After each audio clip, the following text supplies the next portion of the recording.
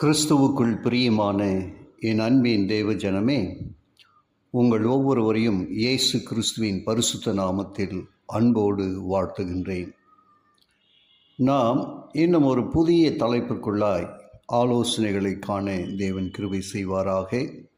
கட்டளைகள் என்கிற தலைப்பின் கீழாக யாத்திராகமம் 19ஆம் அதிகாரம், 20ஆம் அதிகாரம், 25 40ஆம் அதிகாரம், இதன் அடிப்படையில் இந்த ஆலோசனைகள் நமக்கு கொடுக்கப்படுகிறது. 10 கற்பனைகள், சீனாய் மலையில் தேவ கட்டளைகள். தாம் யார் என்பதை ஆண்டவர் அவர்களிடம் கூறினார். உன்னை அடிமைதன வீடாகிய எகிப்து தேசத்திலிருந்து புறப்பட பண்ணின உன் தேவனாகிய கர்த்தர் நானே. என்னையன்றி உனக்கு வேறே தேவர்கள் உண்டாயிருக்க வேண்டாம். மேலே வானத்திலும் கீழே பூமியிலும் பூமியின் கீழ் தண்ணீரிலும் உண்டாயிருக்கிறவைகளுக்கு ஒப்பான ஒரு சொருபத்தையாகிலும் யாதொரு விக்கிரகத்தையாகிலும் நீ உனக்கு உண்டாக்க வேண்டாம். நீ அவைகளை நமஸ்கரிக்கவும் சேவிக்கவும் வேண்டாம். உன் தேவனாகிய கர்த்தராய் இருக்கிற நான் எரிச்சலுள்ள தேவனாய் இருந்து என்னை பகைக்கிறவர்களை குறித்து பிதாக்களுடைய அக்கிரமத்தை பிள்ளைகளிடத்தில் 3ஆம் 4ஆம் தலைமுறை மட்டும் விசாரிக்கிறவராய் இருக்கிறேன். என்னிடத்தில் அன்பு கூர்ந்து என் கற்பனைகளை கைக்கொள்ளுகிறவர்களுக்கோ 1000 தலைமுறை மட்டும் இரக்கம் செய்கிறவராக இருக்கிறேன். உன் தேவனாகிய கர்த்தருடைய நாமத்தை வீணிலே வழங்காதிருப்பாயாக.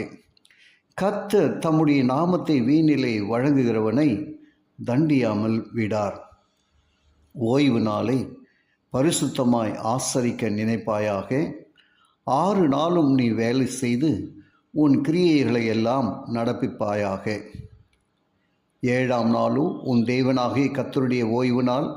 அதில் நீ ஆனாலும் உன் குமாரன் ஆனாலும் உன் குமார்த்தி ஆனாலும் உன் வேலைக்காரரானாலும் உன் வேலைக்காரியானாலும் உன் மிருக ஜீவனானாலும் உன் வாசல்களில் இருக்கிற அந்நியர் ஆனாலும் யாதொரு வேலையும் செய்ய வேண்டாம். கர்த்தர் 6 நாளைக்குள்ளே வானத்தையும் பூமியையும் சமுத்திரத்தையும் அவைகளுள்ள எல்லாவற்றையும் உண்டாக்கி 7ஆம் நாளிலே ஓய்ந்திருந்தார். ஆகையால் கர்த்தர் ஓய்வு நாளை ஆசீர்வதித்து அதை பரிசுத்தமாக்கினார். உன் தேவனாகிய கர்த்தர் உனக்கு கொடுக்கிற தேசத்திலே உன் நாட்கள் நீடித்திருப்பதற்கு உன் தகப்பனையும் உன் தாயையும் கனம் பண்ணுவாயாக.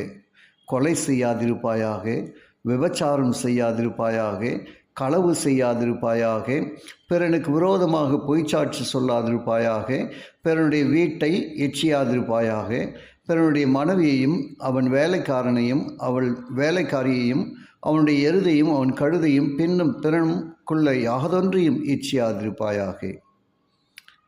இது இறைவன் கொடுத்த 10 கட்டளைகள். கீழ்ப்படிவோமா? ஆம், தேவனுக்கு நாம் கீழ்ப்படிய கற்றுக்கொள்ளுகின்ற பொழுது உன்னதத்தின் மாட்சிமையின் மகிமையை நாம் பிரவேசிக்க அவர் உதவி செய்வார். கீழ்ப்படிதல் தேவனுக்கு மிகவும் பிரியமானது. கீழ்ப்படிவோம். ஜெபிப்போமா? எங்கள் பரிசுத்தமுள்ள நல்ல பிதாவே, உமக்கு நன்றி சொல்கிறோம். உம்முடைய பிள்ளைகள் கேட்ட இந்த 10 கற்பனையின்படி ஜீவிக்க கர்த்தர் அருள் செய்யும்படி இயேசுவின் வழியாக ஜீவிக்கிறேன் நல்ல பிதாவே. ஆமென்.